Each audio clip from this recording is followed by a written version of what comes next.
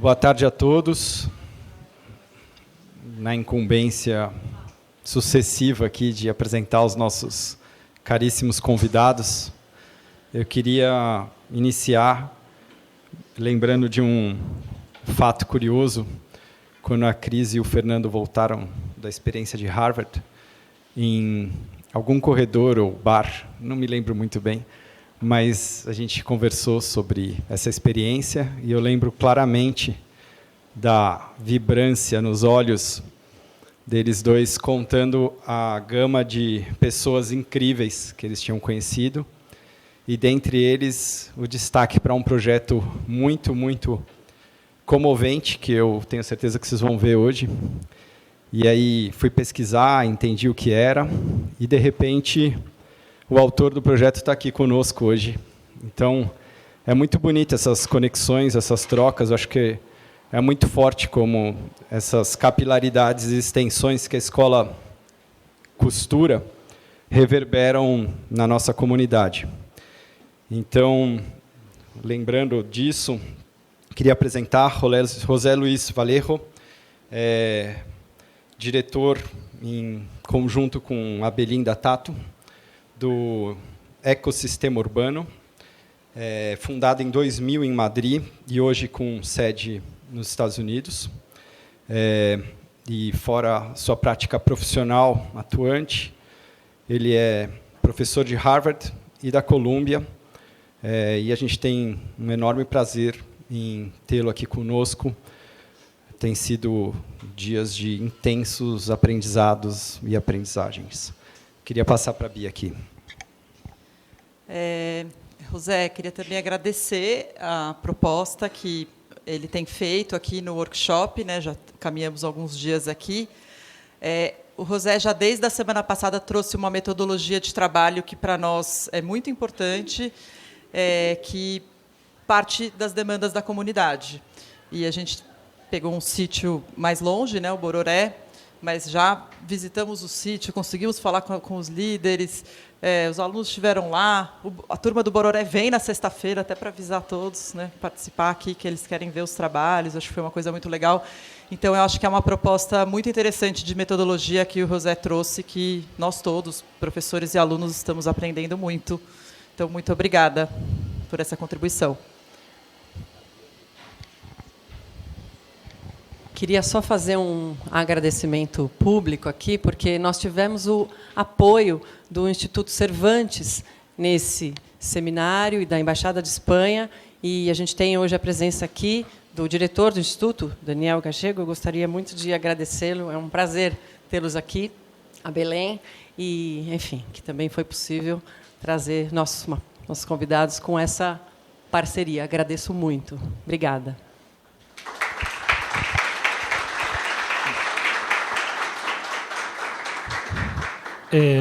Buenas tardes.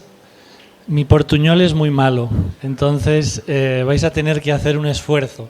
Si se pone muy difícil, levantad la mano e intentaré ir más despacio, pero me va a costar porque he traído aquí un amasijo de cosas que os quiero contar y, bueno, va a haber un montón de cosas. Yo en ciertos momentos seguro que voy a hablar muy rápido. Entonces me dais el stop si es necesario. Bueno, quiero empezar sobre todo por agradecer la invitación de la Escuela Cidade, también, bueno, como ha dicho Cris, el apoyo también de la Embajada de España y del Instituto Cervantes, pero la Escuela Cidade yo la conocía, me interesaba mucho, ¿no?, la parte experimental y lo que se veía desde fuera, pero ahora que he conocido no el ecosistema urbano, el ecosistema humano de la Escuela Cidade, me interesa mucho más. Y también agradecer especialmente a mis compañeros del taller, a Marcelo, a Bia y a Luisa, y a los 30 estudiantes que están trabajando con nosotros en la isla de Borore, que es bien lejos, pero está bien cerca en realidad.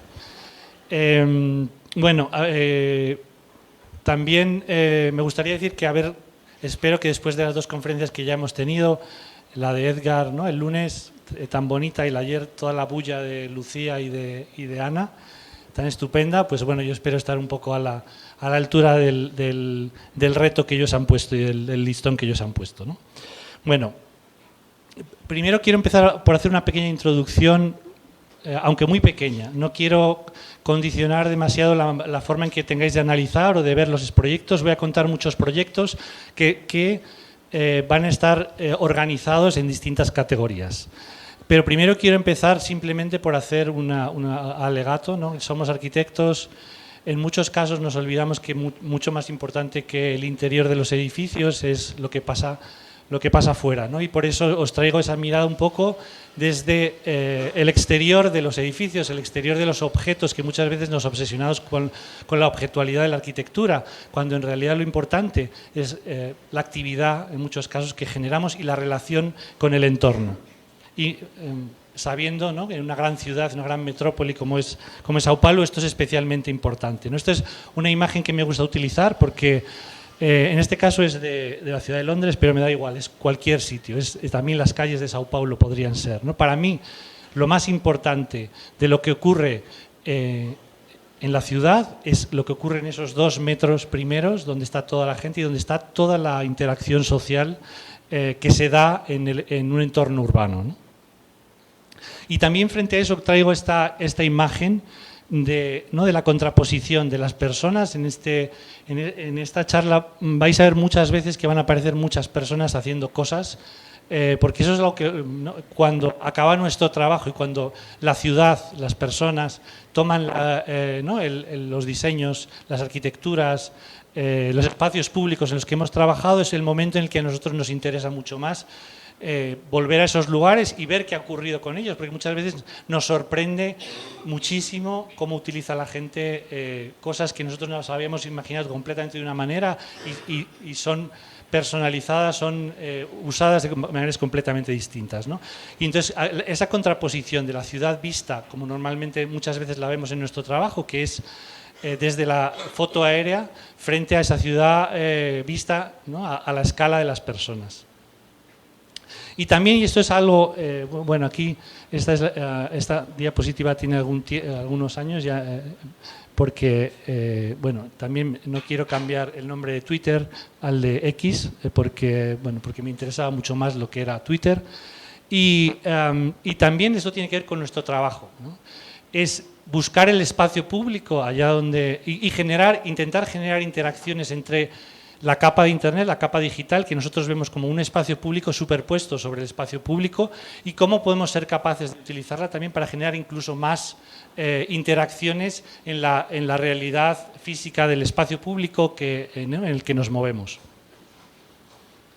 Y esto es también otra imagen que, bueno, vais a ver que hay mezcla de diapositivas en inglés, en español, etc. Pero bueno, yo entiendo que todos, en muchos casos es fácil entender el inglés, el español, etc. Bueno, aquí lo que hablo es de las herramientas, ¿no? Muchas veces los arquitectos nos olvidamos de que hablamos, y esto es algo que he comentado con los estudiantes, hablamos un idioma que la ciudad no entiende. Y es algo peligroso y es algo que a mí no me gusta, porque en muchos casos nos olvidamos que las transformaciones que nosotros proponemos y que metemos en la ciudad cambian la vida de las personas, ¿no? Entonces, por encima de las herramientas disciplinares, de la disciplina de arquitectura, del diseño urbano, yo también creo en que de alguna manera nos valen para conectar, para diseñar, etcétera, etcétera, pero tenemos que apoyarnos también en otro tipo de elementos, en otro tipo de herramientas que nos permiten ampliar ese trabajo y ponerlo mucho más en contacto con las personas y que sean las personas las que que puedan entender el trabajo que desarrollamos. Y también un poco como veo, para nosotros es muy importante la relación con otras disciplinas, con otros profesionales, establecer relaciones horizontales, no relaciones de poder, es decir, que el arquitecto domina las otras disciplinas, sino diálogos con las personas con las que trabajamos, pero eso implica ir más allá de las herramientas convencionales en las que estamos habituados a desenvolvernos mucho mejor y salir de nuestras zonas de confort, ¿no? Y convertirnos en una especie de persona orquesta, porque hay que trabajar con herramientas que van mucho más allá de las exclusivamente disciplinares. Bueno, ahora voy a hablaros de varios proyectos organizados en distintas categorías. El primero habla de, y también de alguna manera es una charla autobiográfica, en el sentido de que vais a ver algún momento en que voy a dar un pequeño salto que os avisaré, pero son proyectos que van a ir mostrando también nuestras propias preocupaciones a lo largo del tiempo y cómo nosotros como profesionales, de alguna manera yo digo que tuvimos la suerte de empezar trabajando en el espacio público y no en una pieza aislada de arquitectura, y eso nos hizo entender que cuando trabajas en el espacio público no lo puedes controlar absolutamente todo, ¿no? Y también otra cosa muy importante, estamos en un momento en el tiempo, ¿no? Y la relación entre las personas con el medio ambiente, y probablemente ya hemos construido mucha más de la ciudad que necesitamos en muchos casos, y tenemos que revisitar eso que hemos construido y readaptarlo en muchos casos para darle una nueva vida y que se adapte mejor a las necesidades de los ciudadanos. Voy a empezar con ese proyecto, con un proyecto bueno, que ya es mayor de edad, tiene 20 años. Pasó por su adolescencia, ahora tiene 20 años y es mayor de edad. Y también es, de alguna manera, el primer, como os decía, empezamos trabajando en este espacio, en este proyecto que es espacio público. Y bueno, ahora voy a hablar de la ciudad en la que he trabajado durante mucho tiempo, que es la ciudad de Madrid. Es una ciudad que a mí me interesa mucho porque, de alguna manera, también me he dado cuenta que yo como profesional, ¿no? me he criado en esa ciudad, y esa ciudad me ha generado también una manera de ver la ciudad en la cual la interacción social entre las personas, que es una de las cosas más, ¿no? Cuando uno va a Madrid, una de las cosas más importantes es salir a la calle y ver cómo la gente disfruta. Casi que la calle es una extensión de las casas de las personas, ¿no? De los ciudadanos. Pero aquí lo que os voy a mostrar es, en el momento en que nos estábamos desarrollando, ¿no? Justo antes de la crisis económica, en el año 2008, la ciudad de Madrid estaba creciendo a todo ritmo. Para que veáis aquí, esto es todas las zonas de la ciudad de la periferia, ¿no? Madrid es una ciudad de en torno a 5 millones de habitantes, y para que os hagáis una idea de la escala, de la extensión del desarrollo urbano de vivienda que estaba ocurriendo en esos momentos, ese desarrollo ahí en rojo es el desarrollo de Vallecas, y son 26.000 unidades de vivienda para 90.000 ciudadanos. O sea, imaginaros el ámbito, ¿no? La escala de la expansión de la ciudad en esos momentos. Y por otro lado, también todos esos nuevos desarrollos de alguna manera estaban expandiéndose y generando una burbuja inmobiliaria. ¿Por qué? Porque se estaban construyendo viviendas que en esos momentos no eran necesarias y que iban muy por encima de las necesidades de vivienda que tenía en esos momentos la ciudad. Y para que veáis esa escala, ¿no? España tiene un cuarto de la población. Si sumamos la población de Alemania y de Francia, y fijaros la cantidad de viviendas que estaba construyendo España en esos momentos en comparación con la población de sumada de dos ciudades, que sumaban 4 veces la población de España. Y este era el tipo de ciudad. Este es ese desarrollo en Vallecas, donde estáis viendo, bueno, ese ejemplo que veis ahí, ¿no? que es esa célula de vivienda, que son estos edificios que están donde el espacio público es pensado exclusivamente para la movilidad, para ir desde tu vivienda a un centro comercial y volver, donde el espacio público y la ciudad no está pensado en realidad para las relaciones entre las personas, porque además digamos que el espacio que no era público, sino el cuadrado dentro de los edificios, es donde en realidad la gente salía a la calle. Y bueno, nosotros trabajamos en este proyecto, fue un concurso en el que nos presentamos y era para recualificar, era un concurso financiado por la Unión Europea con un programa medioambiental, y es una calle de medio kilómetro por 50 metros, ¿no? Entonces empezamos a investigar qué tipos de espacios públicos nos interesaban. Esta es la plaza de Jemaa en Marrakech, donde en realidad no hay ningún mobiliario urbano y es un lugar mutante que a lo largo del día cambia. En estos momentos está llegando la tarde, empezáis a ver que hay un montón de gente vestida de blanco, son cocineros que están cocinando para toda la ciudad. Durante el día es una cosa completamente diferente y solamente es una plaza mutante por completo, ¿no? Pero de alguna manera faltaba la capa del acondicionamiento climático para que esas relaciones sociales entre las personas pudiesen ocurrir con una manera mucho más confortable. Y bueno, en realidad nosotros queríamos incorporar a esos espacios públicos en ese lugar, que luego os voy a mostrar la escala de la ciudad, probablemente el elemento más complejo, pero al mismo tiempo más sencillo, es generar un espacio como este. Estás en el exterior, pero ¿no? Estás protegido.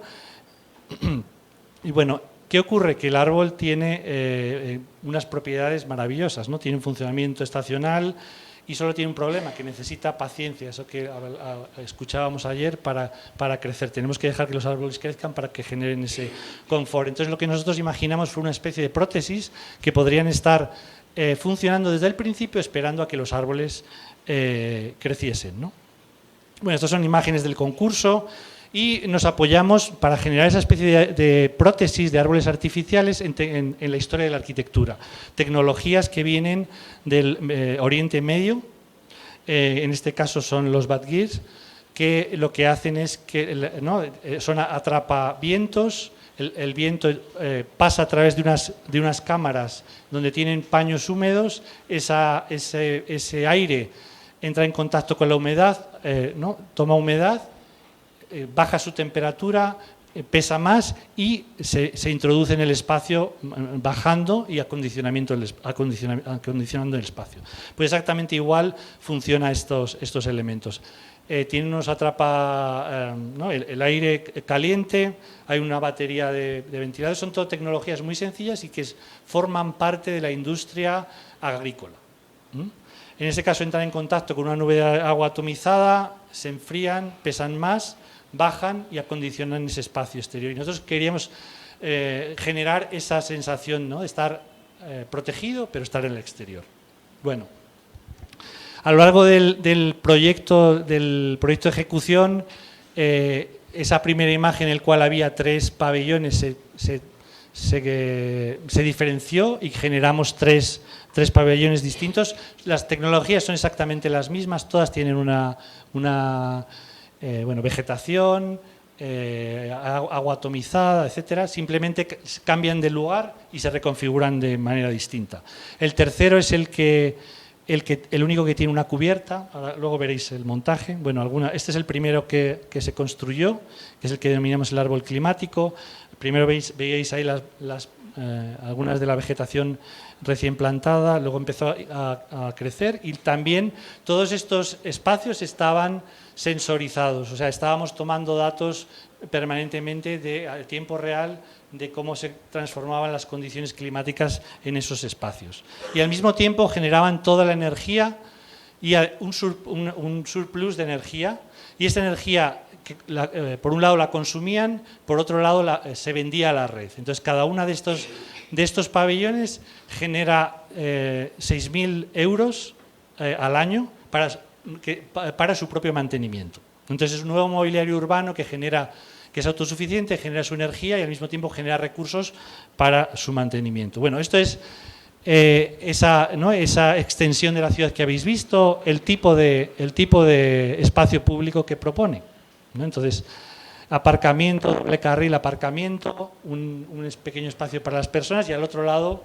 una situación simétrica. Bueno, este proceso también fue un proceso casi de guerrilla urbana en el cual volvimos a plantar, ¿no? Rompimos el hormigón, el asfalto, renivelamos, colocamos pavimentos, pero siempre con la idea de que no estábamos, ya estaba construida esa ciudad, nosotros lo que íbamos a hacer era recolocar las cosas de una manera diferente. Luego veréis. Bueno, voy a ir muy rápido porque quiero contaros varios proyectos y también hicimos varios experimentos en cuanto a la iluminación nocturna. En este caso estábamos usando fibra óptica. Aquí veis la escala un poco también la geometría, porque es un círculo, ¿no? Pero el círculo es la mayor superficie encerrada por el menor perímetro. Entonces eso quiere decir porque lo que puede ocurrir aquí es que si hay viento, muy rápidamente puede llevarse ese acondicionamiento. Por eso también generamos un confinamiento, que es en este caso esa montaña, pequeña montaña que veis ahí, un confinamiento que hace que sea más difícil que el aire borre el acondicionamiento climático que generan esas estructuras. Bueno, esa imagen ya la habéis visto. Y aquí eso es lo que me interesaba también, esa idea de cosas que ya estaban allí, esos pavimentos ya estaban allí. Nosotros cancelamos no demolemos el asfalto, igualamos los 15 centímetros del bordillo con un pavimento apisonado de gravilla, y recolocamos los bancos para impedir, porque en alguna de esas líneas todavía tenemos que seguir permitiendo el tráfico, y recolocamos algunos de los elementos, esos bancos públicos que probablemente nosotros no hubiésemos puesto nunca, pero ya estaban allí.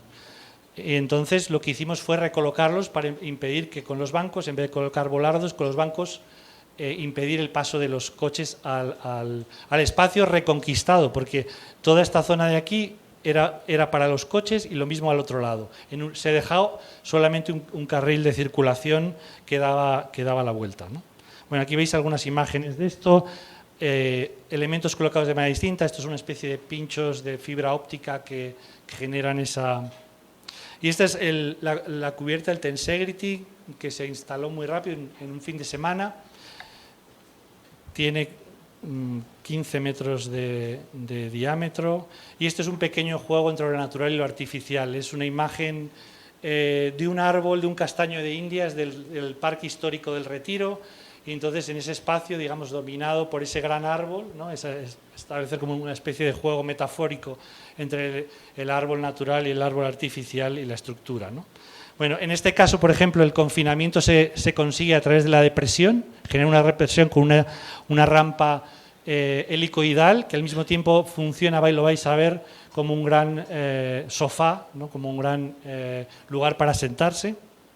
Y bueno, aquí veis, no es el Sputnik despegando ni ninguno de los nuevos satélites ni nada, sino que estábamos haciendo pruebas en el invierno, y entonces aquí la cortina de agua de vaporizada está en la zona inferior, entonces por eso la veis. Lo normal es que en verano el clima en Madrid es muy seco, entonces ese agua vaporizada entra en contacto con el aire, se evapora y enfría el espacio.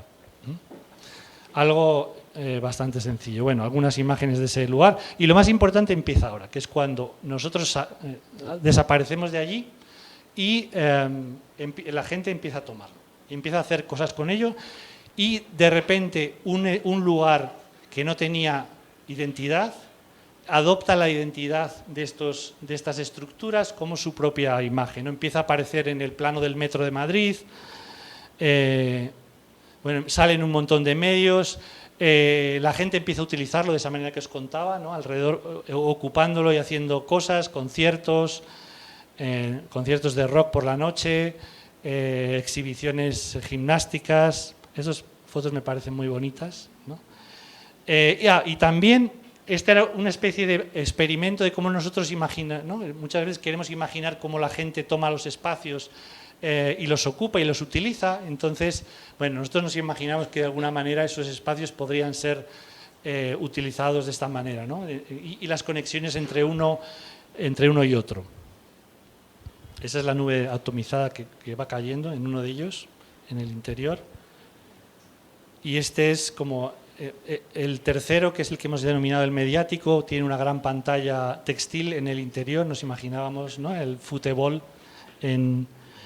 Bueno, la gente lo toma y nosotros empezamos a ver cosas que ocurren en las redes, cosas que nos sorprenden. Por ejemplo, este tipo encapuchado que viene ahí con las piedrecitas, coloca esa, ¿no?, Satán es mi señor, que no sabemos lo que significa.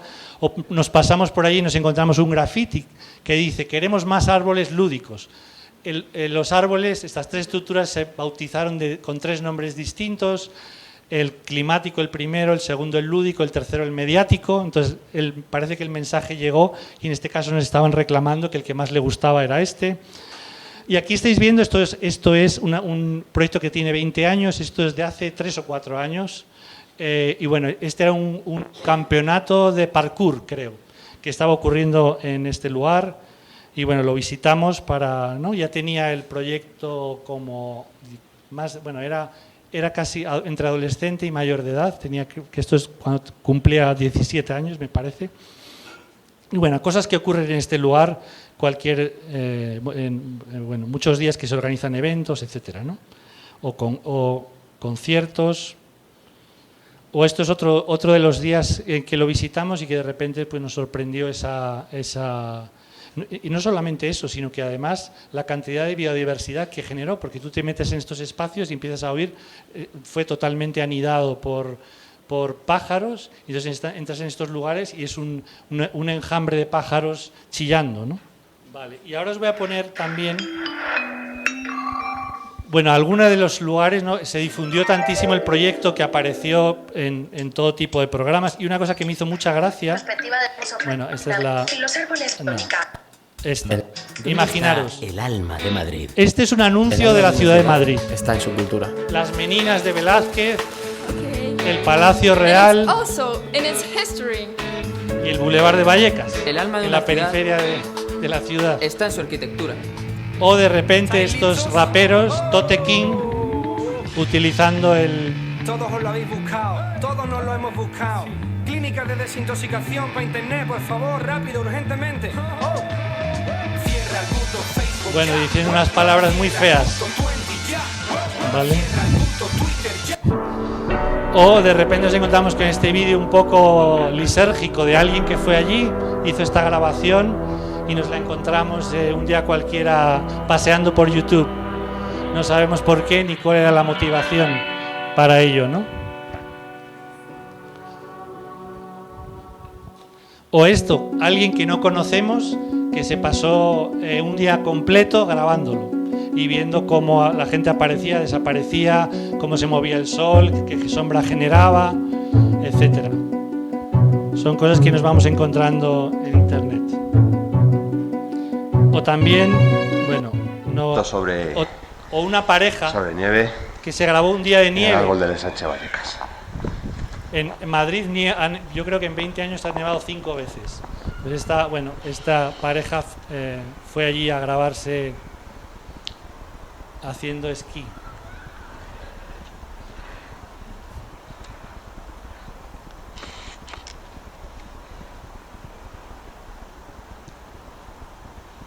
Ahí va. Y ahora vais a ver a la media naranja, al otro lado.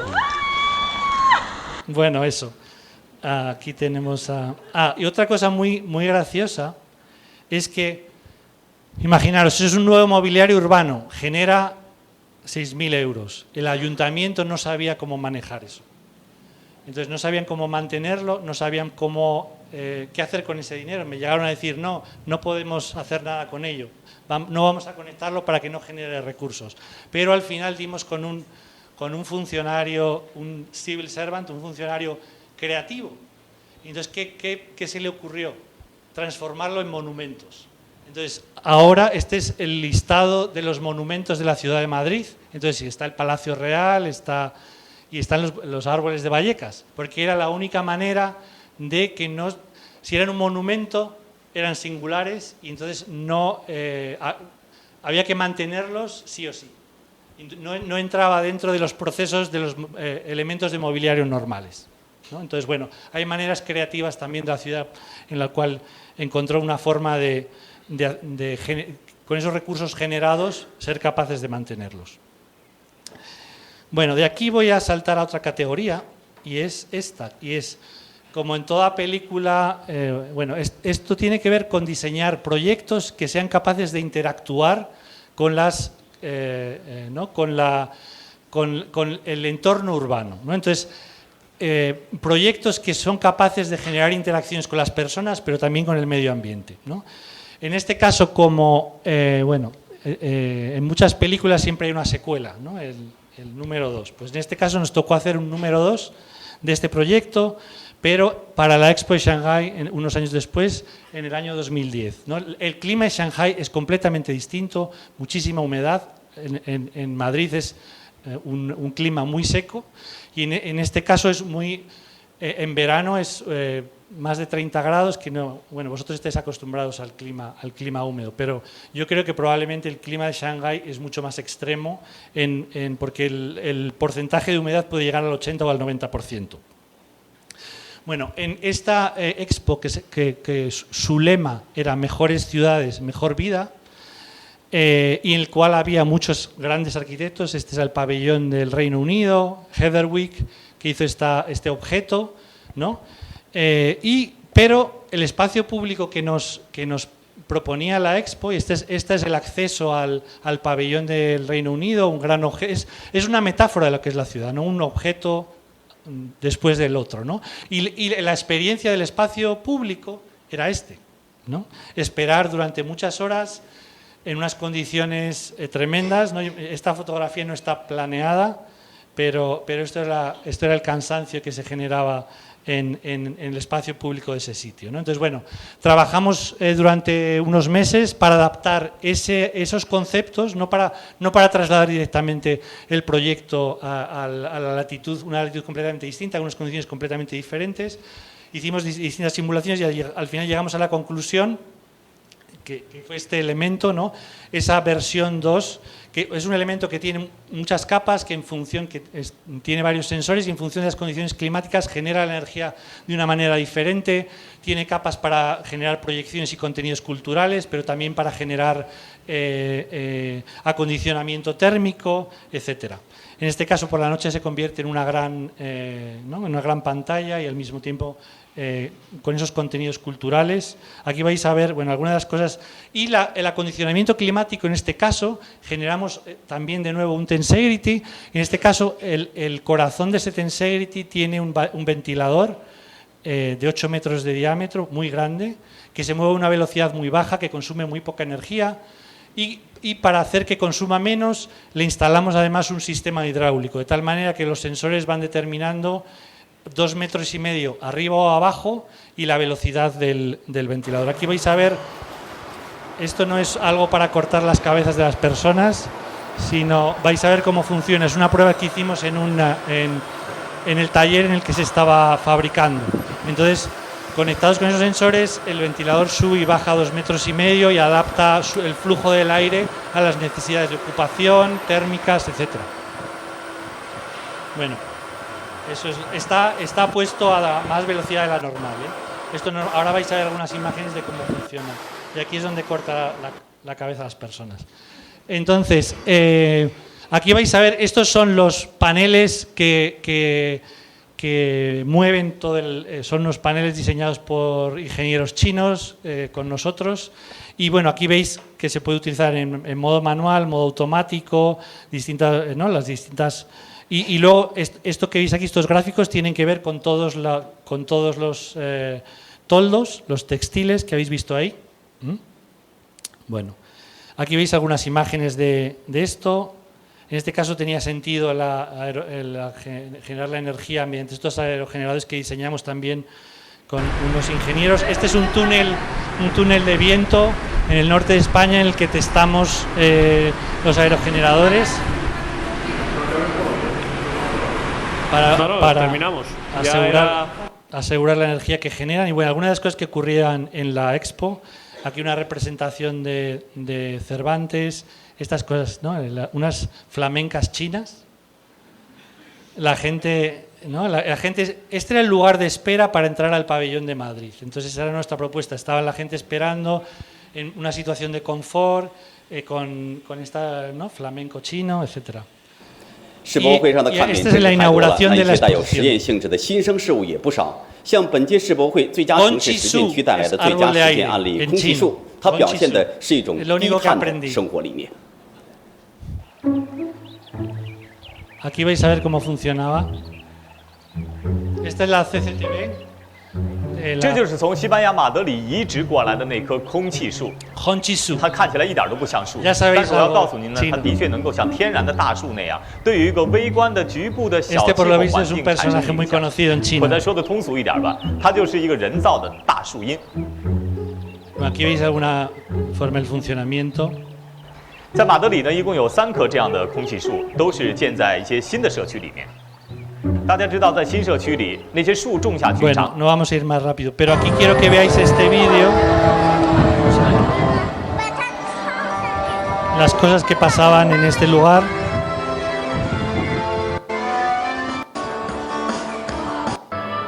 Bueno, por la noche, algunas de las cosas que ocurrían y cosas tan extrañas como esta. De repente uno de estos danzarines turcos generando una interacción con las imágenes de la parte superior. Bueno, ahí lo dejo. Entonces, también diseñamos un mobiliario que de alguna manera queríamos que fuese interactivo, que es esto que denominamos la silla Madrid, que es un elemento que se combina y que puede generar a las personas espacios completamente distintos, ¿no? Es un sistema muy sencillo, un giro y se acoplan unas piezas a otras o se desacoplan y generan distintas, ¿no? Y bueno, entonces la gente empezó a hacer cosas de todo tipo, ¿no? Cosas que muchas veces las ciudades no te dejan hacer, como dormir en un banco en la calle. Pues bueno, este hombre se creó su propia cama con esas piezas y bueno, algunas. Y dentro de esta categoría, otro pequeño proyecto que de alguna manera interactúa esa idea, ¿no?, de generar entornos que interactúan con el exterior. Este lo denominamos el carrusel de la energía. Nos invitaron a un concurso en Europa que organizaba un centro cultural de Dordrecht y era, en este caso, reflexionar sobre la ciudad y sobre los niños y también sobre cómo introducir el discurso medioambiental en la ciudad, ¿no? Entonces, nosotros lo que imaginamos y creamos fue esta carrusel de la energía. Estas son distintas imágenes durante la etapa del proyecto. Este es un prototipo que hicimos para ver cómo... esto es un vídeo para mostrar el funcionamiento. Nos pidieron una maqueta y lo que hicimos fue un 3D anaglífico con unas gafas azul-roja. Pues ese 3D se convertía en algo que salía de la pantalla, ¿no? Y se convertía en esa maqueta virtual y imaginando un poco el funcionamiento de ese elemento. Y bueno, este es un prototipo que hicimos en un taller en Holanda. Es una estructura muy grande, de 8 metros de diámetro, que es también un tensegrity y que es muy ligero. Entonces, casi ¿no? La idea es que los niños lo muevan durante el juego. Ahora lo vais a ver aquí. Esos son los dibujos del proyecto de ejecución. Bueno, este es el tensegrity que sostiene la cubierta y el textil. Aquí veis el elemento. La idea es que el elemento se mueve y en el suelo hay alojadas una serie de elementos que almacenan la energía y durante la noche esa energía es transformada en luz de distintos colores en función de la cantidad de energía que los niños logran generar durante el día en forma de juego, transformada en una energía, ¿no? Con unos códigos de color que les informan de la cantidad de juego o la cantidad de energía que han podido crear. Bueno, ahí veis algunas imágenes y cosas también curiosas como esta madre poniendo en peligro. Hicimos un trabajo brutal de normas, en Europa hay muchas normas UNE, etcétera, y al final las madres son las que ponen en peligro a las hijas. Bueno, aquí veis algunas imágenes de todo eso. También los colores, en este caso, están informando de él.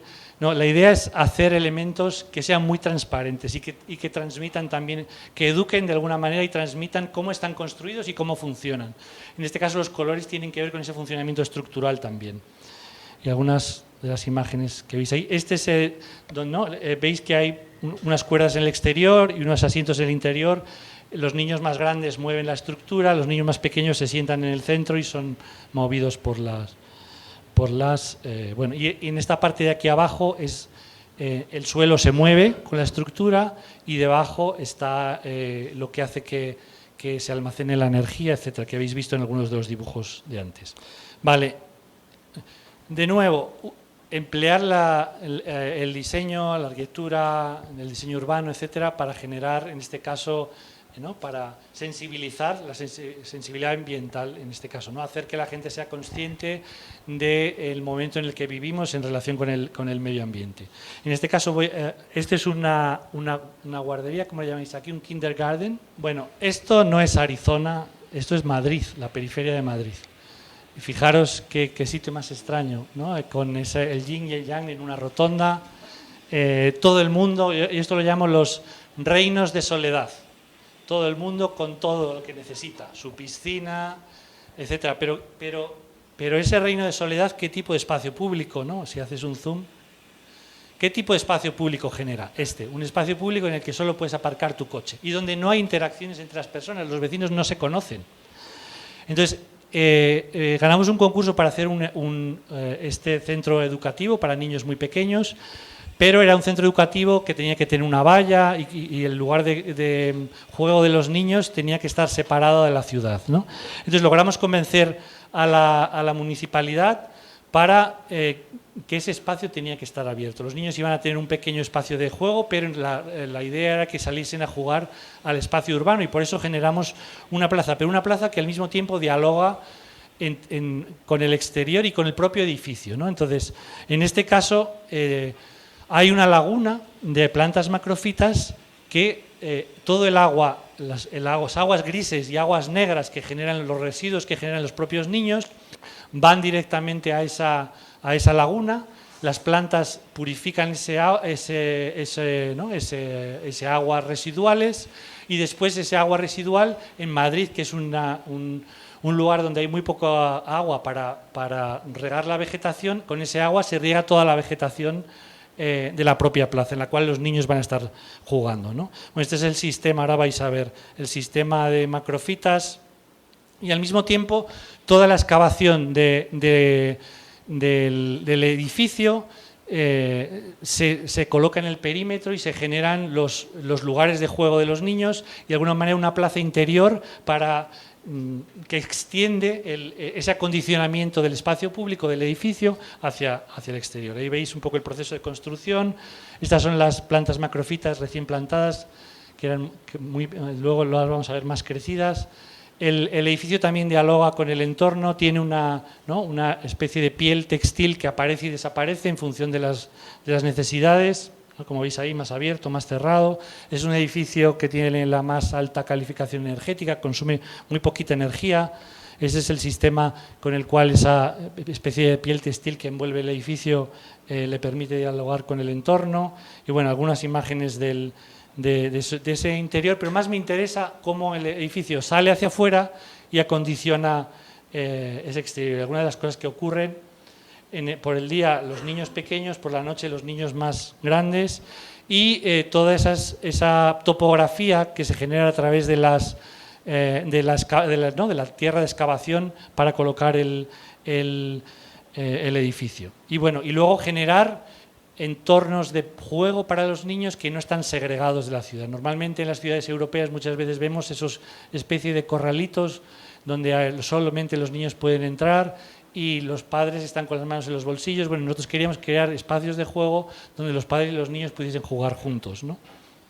Bueno, ahí veis un tiempo después la mayor vegetación, las plantas macrofitas ya creadas. Al mismo tiempo hay toda una explicación del proceso de depuración, cómo ese agua se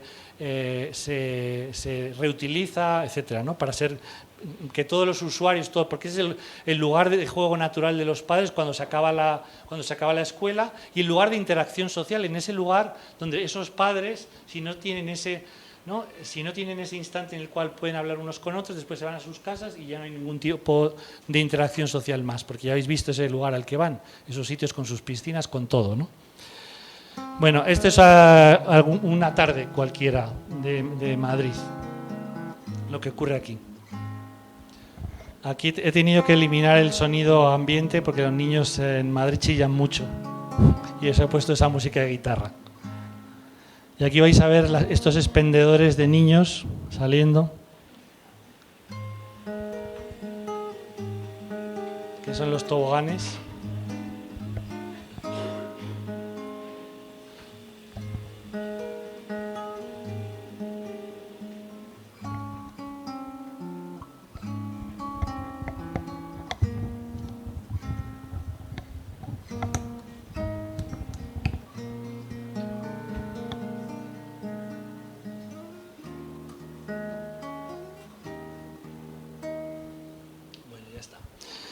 Ahora vamos a dar un pequeño salto en el tiempo. Esto es porque luego vamos a volver a... Ese proyecto es 2012, 2013, y ahora vamos a ver un proyecto que tiene que ver con cosas en las que ya hemos trabajado antes, pero que es más reciente y que lo coloca en este lugar porque también tiene que ver con el programa educacional. Bueno, nos encontramos con una ciudad en la que nos invitaron a hacer una intervención y trabajamos con una escuela secundaria, por eso el vínculo con el uso de educación. Y en este caso nos pidieron, era durante el COVID. Durante el COVID ya sabéis lo que ocurrió en las aulas en todo el mundo. Los niños estaban en sus casas y empezamos a trabajar con nos pidieron un aula exterior en la cual los niños ellos nos pedían un lugar en el cual los niños pudiesen ir a la escuela, porque en ese momento estaban en sus casas, ¿no? Y ver cómo hacerlo con seguridad, para que no hubiese contagios, lo que todos sabemos, no voy a ir mucho más. Entonces, imaginamos esta cosa que titulamos, en vez de la Classroom, la Cloud Room. Esta es una ciudad que es Columbus, en el estado de Indiana, en Estados Unidos, en el Midwest de Estados Unidos. Y lo primero que hicimos fue establecer un diálogo con los niños. No podíamos verles, pero hicimos un Zoom, hicimos una encuesta y vimos todas las cosas que echaban, ¿no? Les preguntamos todas las cosas que ellos echaban en falta durante, ¿no? En una escuela secundaria. El COVID fue, yo también tengo hijos que eran adolescentes en ese momento, y es el momento de la vida en el que más socializas, y les tocó a toda esa generación de niños estar en sus casas, ¿no? Entonces generamos, con todas las interacciones que tuvimos con los niños, un proyecto que tiene que ver con algunas de las cosas que habéis visto detrás, donde queríamos generar confort, queríamos generar un microclima y queríamos generar un lugar en el que los niños pudiesen interactuar, y al mismo tiempo generamos este elemento que veis aquí, que es una estructura de madera muy ligera, laminada, que todo el proyecto se monta en menos de una semana. Ahí veis el proceso. Es una gran cubierta textil que genera ese confort y que al mismo tiempo depura el aire. Lo filtra, como vais a ver aquí, y se convierte en una gran linterna, durante la noche. Vais a ver algunas imágenes. Este es el mecanismo, cómo funciona, cómo entra el aire, y luego sale a través, parte del aire se queda para mantener esa cubierta en pie, y otra parte del aire se filtra y sale a través de unas pequeñas toberas que son parte del textil, para generar una brisa artificial, generar ese acondicionamiento climático, y al mismo tiempo filtra el aire. En la etapa del COVID eso era importante. Aquí veis cómo ese era un render, y luego la construcción, un poco el elemento, esa clase exterior en el frente de la escuela secundaria de este lugar. Aquí vais a ver todas las palabras que veis ahí impresas son palabras extraídas de las interacciones que nosotros tuvimos con los niños, las cosas que echaban de menos, todo eso, ¿no? De alguna manera, para que fuese su propia identidad ahí reflejada, ¿no? Y que viesen que les habíamos escuchado. Y luego tiene 3 compartimentos. Ese gran hinchable tenía, creo que eran en torno a 12 metros, y era como 4 plantas de altura, o sea, era muy grande. Y luego tenía 3 compartimentos y que tenían códigos de iluminación diferentes, que tenían que ver con un algoritmo y unas gráficas que tenían que ver con 3 elementos medioambientales, que tienen que ver la deforestación, los niveles de CO2 y la temperatura.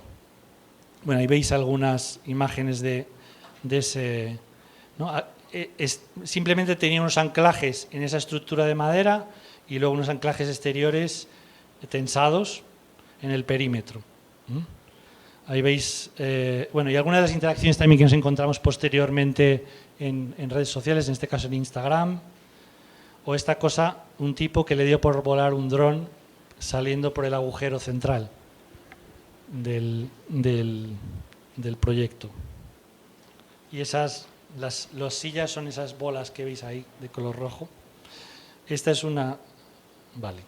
Y esta es otra evolución, pero mucho más portable, del proyecto que habéis visto al principio, del Boulevard de Vallecas. En este caso es una reflexión, está colocado en el campus de Harvard. Teníamos un grant de un instituto, el Salata Institute de Harvard, que era para investigar en proyectos que tienen que ver con el cambio climático y con el heat urbano, ¿no? Con el calor urbano. Aquí veis, esto es una investigación que hicimos con el Banco Asiático de Desarrollo, donde trabajamos con científicos para ver soluciones para mitigar el calor extremo en entornos urbanos, y con todas esas reflexiones acabamos pensando en una especie de ecoboulevard absolutamente portable y que no tenía que dejar, pero bueno, ahora os voy a explicar porque tiene muchas más capas, ¿no? Y nosotros nos imaginamos, en Estados Unidos está lleno de lugares que son aparcamientos, que son lugares y que además coinciden, ¿no? que la cobertura vegetal es mucho menor en los barrios más desfavorecidos y que además tiene que ver con situaciones raciales, ¿no? Entonces nosotros imaginamos una especie de ecoboulevard absolutamente portable que se puede instalar en menos de una semana, que genera ese confort climático, que trae biodiversidad y bueno, informa de su funcionamiento, etcétera. En este caso, ese prototipo, que era un prototipo que construimos, se construyó dentro del campus de Harvard, que veis ahí, en un jardín trasero de una institución de investigación. Aquí veis algunas de las investigaciones que realizamos, las simulaciones que hicimos, y bueno, luego es una estructura que vais a ver.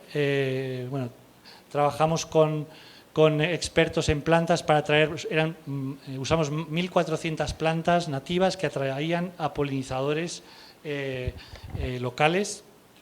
Y bueno, esto es mientras estábamos instalando los insectos, las abejas, las mariposas. Nos eligieron las especies en función del tipo de polinizadores que atraían, y son todo especies locales de New England. ¿Veis ahí? Bueno, aquí hay una explicación de todo eso. Este es un prototipo que hicimos, cómo generar esa especie de pequeño torre de biodiversidad de una manera portable y muy rápida, ¿no? Y al mismo tiempo que fuese autosuficiente. Hay unos sensores en el exterior y en el interior de la estructura. Y este es un prototipo de una especie de burbuja que genera brisas artificiales. Tiene una especie de cobertura artificial. Ahora vais a ver algunas imágenes, que se hincha y se deshincha en función de la temperatura, de la humedad, de la presencia o no de gente. Esa es una gráfica, no voy a ir mucho más allá, pero ahí veis cuando los sensores dictan que es a partir de unas determinadas condiciones climáticas, de humedad, etcétera. Esto está rápido, ¿no? Pero esas burbujas que veis ahí, las burbujas blancas son para la iluminación, las burbujas naranjas generan esas brisas artificiales. Hicimos una labor de simulación para ver exactamente cómo tenían que ser esas toberas, la forma, la velocidad, etcétera. Y bueno, nos apoyamos en un algoritmo que es el que genera ese funcionamiento en función de las condiciones. Bueno, aquí veis algunas, ¿no? Las distintas partes, los paneles solares, las bolsas de crecimiento de las plantas, el canopy, ¿no? esa especie de cubierta, etcétera, ¿no? Este tiene como tres plantas de altura y un diámetro de, creo que son 8 metros. Ahí veis algunos dibujos de este. Bueno, esas son todas las bolsas que contienen las 1.400 plantas, el proceso de construcción, el balance energético, cómo funcionan los paneles solares, bueno, el proceso de instalación de todo eso, cómo es por la noche, los sensores ¿no? Y hay un display que da información sobre el proyecto y al mismo tiempo está mostrando en tiempo real cómo funciona todo eso. Y aquí veis un poco la imágenes de ese espacio. Bueno, una animación de cómo funciona tiene un sistema de riego, etcétera. Bueno, todo son tecnologías muy, muy sencillas y que no, vamos, muchos de estos elementos los instalamos nosotros mismos, ¿eh? Estos son los sensores, bueno, y luego generamos un diseño del display unido a un website que veis aquí, y bueno, todo eso tuvo y al final, esto fue el verano pasado, de esas 1.400 plantas hicimos un evento comunitario y se distribuyeron a 80 lugares del entorno del proyecto, el entorno de Boston. Y ahora están polinizando todos esos otros lugares, ¿no? Ese fue el evento ¿no? Cuando se desmontó todo esto, es un andamio, y bueno, lugares en los que la difusión que tuvo este proyecto, ¿no? La gente que se preguntaba qué era esto, etcétera. Y algunas imágenes, bueno, este es un vídeo, bueno, y esto es, que esta me gusta mucho, ¿no? Intervenimos en los lugares y desaparecemos, solo queda una pequeña huella de que era todo eso. Vale, voy a ir a la última fase de la conferencia, que es, bueno, digamos, habéis visto algunos proyectos en los cuales no hay esa preocupación por la relación con el medio ambiente, etcétera, etcétera. Pero también nos interesan los propios procesos de generar arquitectura o de generar diseño urbano, ¿no? Entonces, y realmente muchas veces te encuentras con que las decisiones sobre un proyecto más importante, cuando nosotros llegamos, ya están tomadas. Y además han sido tomadas en muchos casos por gente a la que tampoco le importaba mucho, ¿no? el lugar, el programa, etcétera, ¿no? Entonces, nosotros creíamos que, ¿no? Y eso es una pregunta que me hago, que digamos que tenemos herramientas en las cuales somos capaces de aparecer en otros muchos espacios, que normalmente en los cuales los arquitectos no están representados, que tiene que ver, pues, por ejemplo, con identificar los programas, con movilizar a las personas para que esos programas no sean exclusivamente pensados por personas en sus oficinas, sino que incluyan a la energía de la ciudad en la toma de decisiones ¿no? tan importante que tiene que ver con cómo un lugar urbano se va a transformar para el futuro, ¿no? Entonces empezamos a pensar en todo eso y diseñamos una serie de herramientas que tienen que ver con potenciar en los proyectos la interacción social y generar debates ciudadanos y debates públicos para tratar todos esos temas, ¿no? Si en un lugar vamos a intervenir, tiene que haber un debate previo, un debate a lo largo del proceso de diseño y durante la implementación e incluso después. Esta es una propuesta que nos invitaron en un museo maravilloso que está en las afueras de Copenhague. Y fue una reflexión, y lo que me importa aquí no es la propuesta que nosotros hicimos de esa instalación en ese museo, sino lo utilizamos como la primera energía puesta en una herramienta digital que nos iba a permitir a partir de entonces implementar debates urbanos a través de un medio digital, ¿no? Entonces aquí la reflexión que nosotros hacíamos es que nosotros no somos los únicos expertos en la ciudad. Todos los ciudadanos saben qué es lo que quieren en muchos casos y saben cuáles son las preguntas, y entonces lanzamos era en el año 2009, y la idea era cómo somos capaces de pensar la ciudad, sobre la ciudad que ya tenemos, cómo somos capaces de, ¿no? What if cities, esa idea de soñar, de imaginar el futuro de esa ciudad, pero pensando en transformaciones reales del entorno físico que ya tenemos. Y lo que generamos, ¿no? Como os había dicho, muchas veces nos ha gustado trabajar con este elemento, pero en este caso lo que hicimos fue generar unas gafas, digamos, casi arquitectónicas, ¿no? Gafas de 3D, donde hablábamos, este es el espacio, bueno, que nosotros proponíamos, dábamos información sobre el medio ambiente en las ciudades, etcétera, y luego se generan todo tipo de debates con niños, con mayores, etc. Al mismo tiempo pusimos en marcha esta plataforma que se llamaba What If Cities y que en la cual empezamos haciendo preguntas a muchas personas de imaginar ese posible futuro, y todo esto se transformó en el afterlife de esta propuesta para ese museo, se transformó en una aplicación que se llamó What If Cities, que se podía descargar y que lo que hace es georreferenciar ese debate y utiliza los colores. El azul es para el rojo los problemas, el azul son soluciones. En este caso es el primer lugar en el que se puso en marcha, que fue en Nantes, en Francia, y bueno, después se ha utilizado en nuestros propios procesos urbanos, pero es una herramienta que hemos dado en código abierto, entonces cualquiera la puede intervenir, y de hecho en lugares en los que la he contado, de repente me he encontrado con gente que la ha utilizado por su cuenta en otras cosas, ¿no? Entonces, bueno, a través de 140 caracteres y luego la ubicas en el mapa, ¿no? Esto, bueno, acabó, como os decía, nos juntamos con unos programadores y acabó siendo una herramienta que te la podías descargar y utilizar para generar ese debate, ¿no?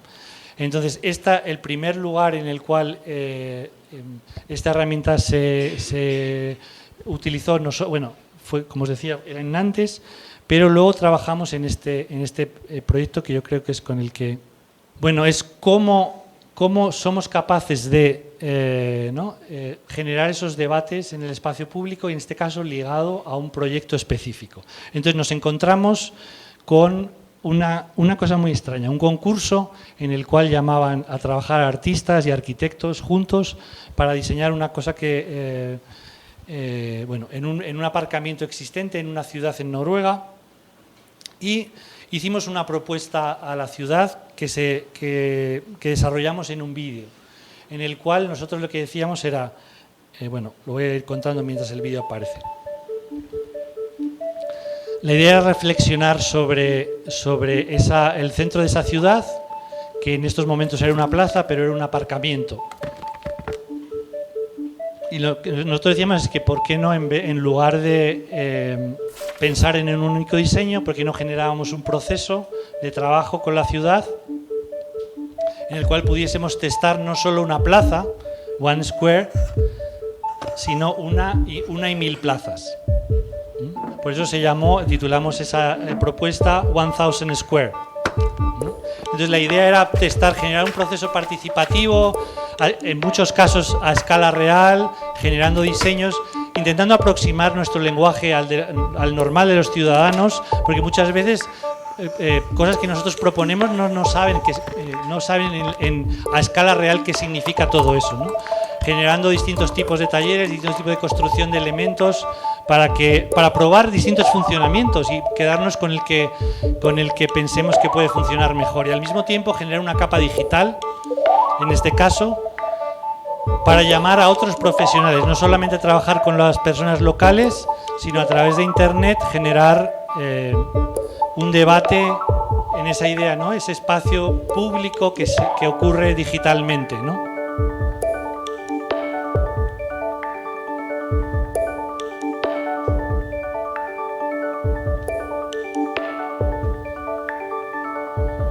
Bueno, eso, como os decía, es el vídeo que mandamos al jurado.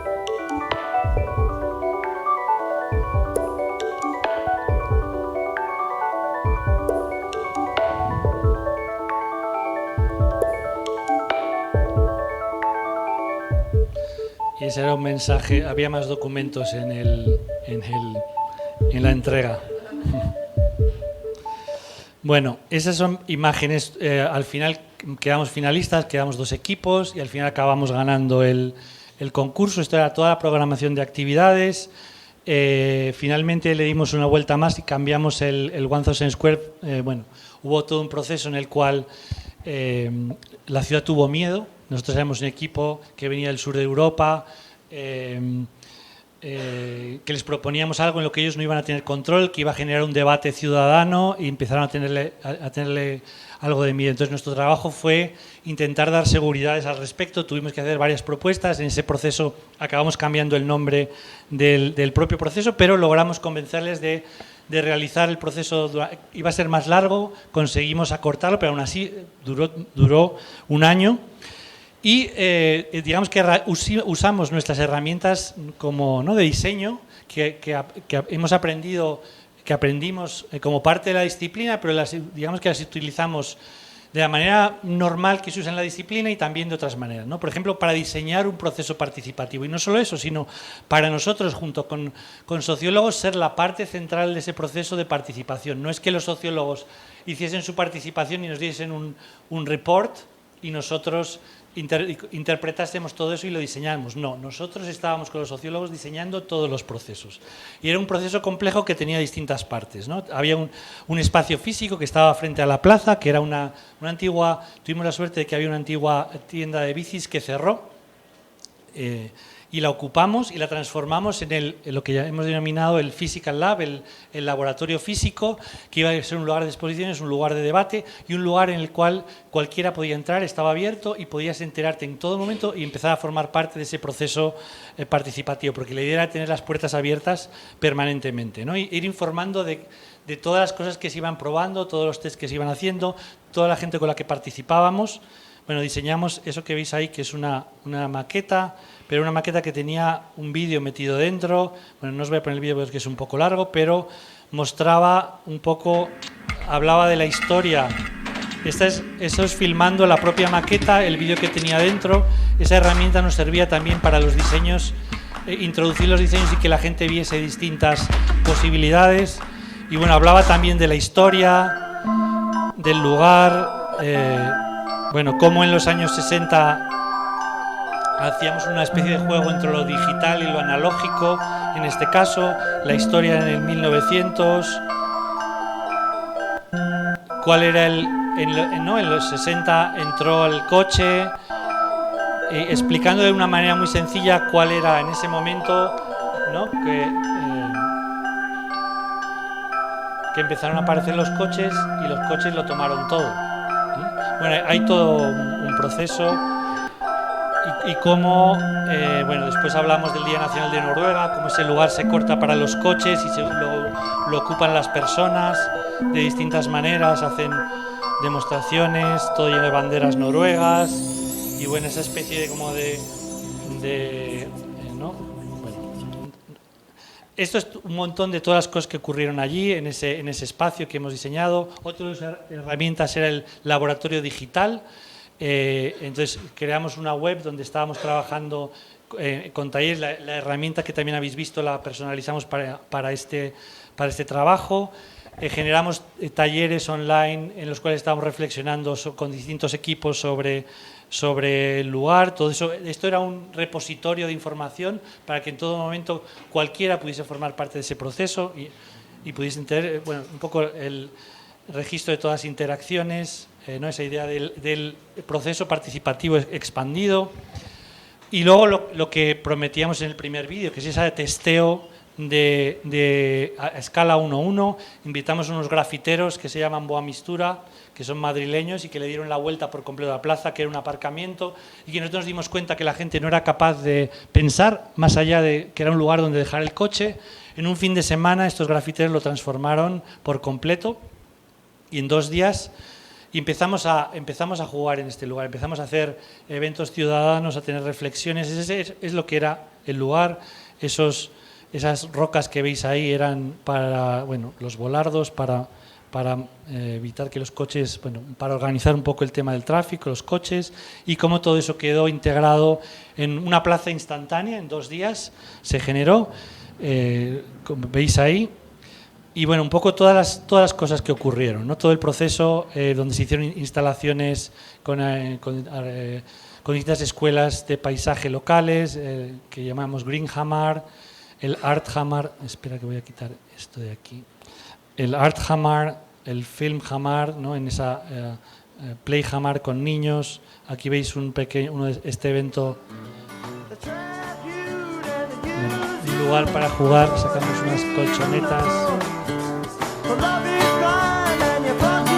distintas pruebas, ¿no? Para que la gente viese cómo se podía usar ese espacio de muchas maneras.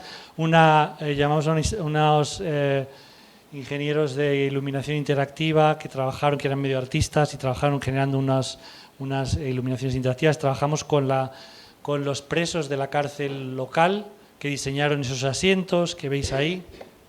Bueno, fue un proceso durante más de un año donde un montón de personas participó, cientos de personas. Trabajamos, hicimos varias sesiones temáticas con distintos invitados sobre el medio ambiente, temas de sociología, de las estaciones, que es algo muy importante en Noruega. Invitamos a distintos profesionales para reflexionar con la gente de distintas cosas. Generamos una red académica para, igual que ¿no? un taller como este, hablamos con distintas instituciones educativas y les convencimos para trabajar con nosotros en este lugar, y fue un caso de estudio en distintos lugares.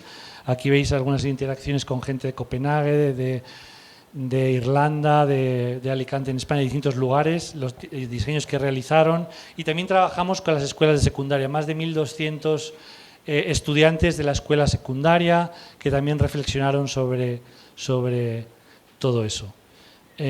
También nosotros nos expusimos, hicimos un diseño preliminar de cuáles eran nuestras ideas al llegar y cómo nosotros queríamos también demostrar que nosotros nos íbamos transformando, queríamos dejar, fijo qué tipo de proyecto nosotros hubiésemos hecho si no hubiese habido toda esa participación antes de que todo eso comenzase, y para que mostrar cómo también nosotros acabábamos transformándonos nosotros mismos a través de todo ese proceso, ¿no? Todas las interacciones, veis aquí un registro de muchas de las interacciones que ocurrieron localmente, y también, no quiero extenderme con todo esto, cómo cambió la identidad de ese lugar en internet. Ahora buscas la ciudad y te sale el Dream Hamar, ese proceso. Y luego hubo, cuando estábamos llegando al final, empezamos a hacer un poco el análisis de todo eso con los sociólogos con los que estamos trabajando, acabar traduciendo todo eso, ¿no? Era muy importante que nosotros hicimos una devolución también a la ciudad, tratando de demostrar cómo todo eso nos había influido, pero también cuál era toda la energía que venía de la ciudad y cómo todo eso puede acabar trasladándose en un diseño urbano que proponía, que acaba categorizando los inputs que nosotros recibimos de la ciudad y acaba transformándolo en una serie de elementos que para nosotros era muy importante que fuesen elementos multifuncionales, en los cuales se pudiese hacer todas las actividades que ellos querían hacer. Entonces diseñamos el elemento que se llamaba el Social Ring, que era una especie de auditorio, pero que también era una fuente, y además en invierno se transformaba en un lugar para hacer patinaje de nieve, ¿no? Hay distintos elementos, no voy a ir mucho más allá, distintos elementos que son muchas cosas a la vez, porque nosotros queríamos, como os decía, que de alguna manera todas esas cosas que querían hacer pudiesen acabar haciéndolo. Algunas, no todo, aquí tratábamos de explicar cómo de flexibles y de multifuncionales eran esos elementos y qué tipos de acciones permitían, ¿no? Ahí veis, estos son elementos, y aquí estoy mostrándoos ya una vez que el proyecto se llevó a cabo, y cosas que ocurren en este lugar, ¿no? Ese social ring que veíais ahí, que es una especie de auditorio exterior, pero que se convierte de repente en verano en una fuente, en invierno se transforma en un lugar de skate de hielo para patinar. Y algunas de las cosas que ocurren ahí. Este es, y luego también un poco cambió. Este es el Christmas de Navidad, de cuando se terminó el proyecto, y con el que felicitaban al resto de ciudades, al resto de personas. Es el Christmas de Navidad de la ciudad. Todo esto acabó en un libro, y además de en un libro, nos invitaron a mostrar todo el proceso, porque era un proceso muy complejo, y todo el mundo nos decía: sé que estáis haciendo algo ahí en Noruega, pero no sé lo que es, ni lo entiendo. Entonces hicimos un esfuerzo cuando nos invitaron a la Bienal de Venecia de explicarlo, y explicarlo en un vídeo de 3 minutos, o de 2 minutos y algo, creo, que es este vídeo que veis aquí, que está en inglés, pero está subtitulado. Dream Your City is an innovative way of transforming urban spaces by setting up conditions that stimulate a public debate and generate new ideas, and by connecting local citizens to professional and academic networks worldwide. Is this just another utopian dream? Has anyone tried it yet? Yes, we recently used Dream Your City in Norway, where we redesigned the main town square of Hamar. We launched Dream Hamar with these tools: the the physical lab, an on-site meeting place used for various events. Its open-door policy made it a perfect spot to listen and be listened to. Urban Actions, public events on the square during which citizens could experience and test ideas at their real scale. The Academic Network, allowing over 1,500 students and faculty from various local schools and international institutions to become part of the design process. And finally, in order to connect DreamHamar to the world, we built the Digital Lab, where creative people from all over the world could contribute their ideas and interact with others.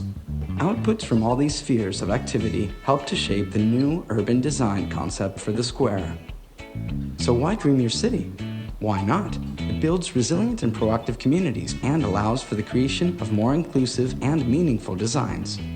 Just dream about the possibilities and contact ecosistemaurbano.org. Esos son el segundo de publicidad. Era ese. Vale, y entonces, pues creo que voy a acabar con cómo esto aterriza, esta idea del network design. Son lugares en los cuales hemos trabajado implementando esos tipos de proyectos, pero que os quiero mostrar cómo todo eso llegó, ¿no? Llegamos con todo eso a distintas partes de Latinoamérica. No quiero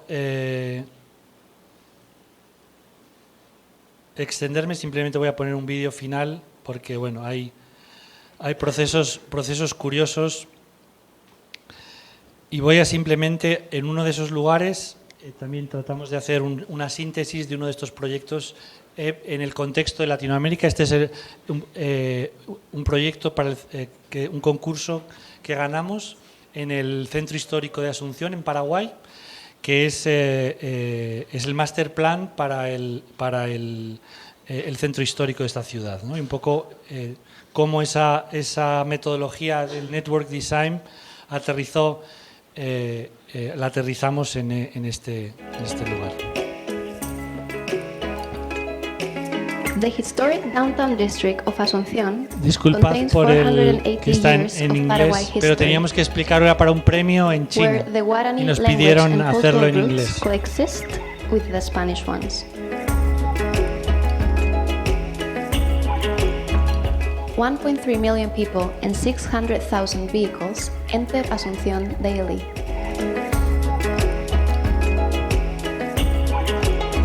More than 2 million inhabitants live in its metropolitan area. Recently, the center has lost 1/3 of its population, leaving behind hundreds of abandoned buildings.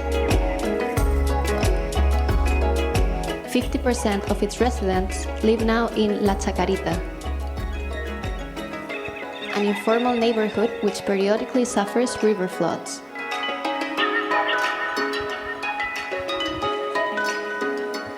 "57% of the population of Asunción is under 30 years old. In 2014, the historic downtown district master plan, known as Plan CHA, began to rethink the city. Combining urban strategies with pilot projects, digital tools with hands-on practice, and citizen activism with community engagement. Ahí me veis sin barba. Hace unos años. The first step, sin barba blanca. The creation of ASULab, an open urban lab to lead the revitalization process. Connecting institutions with transformative, citizen-driven initiatives.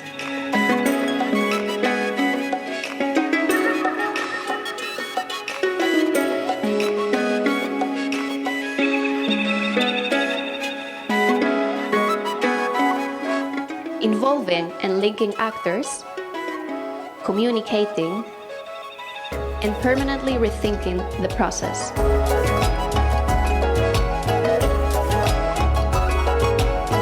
Soon, different pilot projects are becoming real.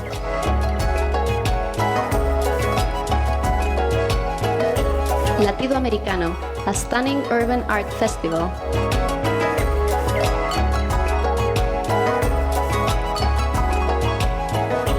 2 weeks to transform more than 40 buildings.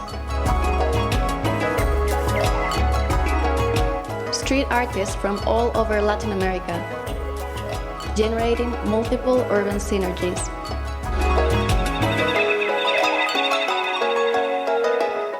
Asunción is now reinventing itself, being reborn from its very center.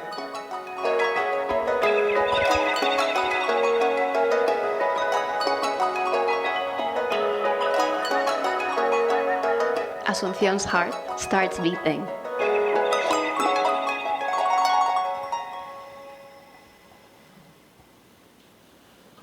Bueno, y solamente quiero acabar con la imagen de toda la gente que está detrás, que no son los socios de Ecosistema Urbano, sino todos los demás, todas las personas que están detrás de... Es una foto de la que me gusta acabar las conferencias, que es mostrando la cara de las personas que están detrás de todos esos proyectos que habéis visto. Y ¿no? Algunos de estas personas han vivido en distintos lugares durante tiempo esos procesos de participación en los cuales, me acuerdo de uno de ellos, en el caso, por ejemplo, de Asunción, cuando terminamos, una de las personas dijo, salvo montar en globo y tirarnos abajo, lo hemos hecho absolutamente todo. Bueno, pues esa es la idea de esa idea, ¿no?, que conecta con el principio de las personas orquesta un poco, ¿no?, que pueden hacer muchas más cosas con las herramientas que tenemos. Estamos capacitados para hacer muchas más cosas y cubrir muchos más espacios.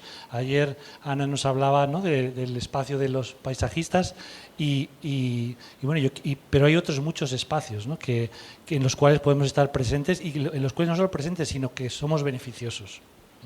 Nada más, muchas gracias.